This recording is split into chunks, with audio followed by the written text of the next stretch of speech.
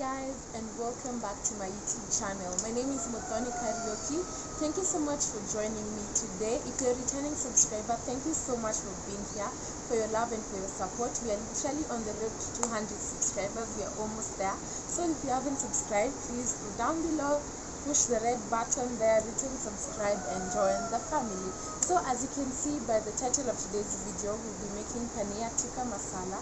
It's an Indian cuisine, a healthy vegetarian meal that is really nice, and I'm going to show you how to make it. So let's go. BeatbyShahed.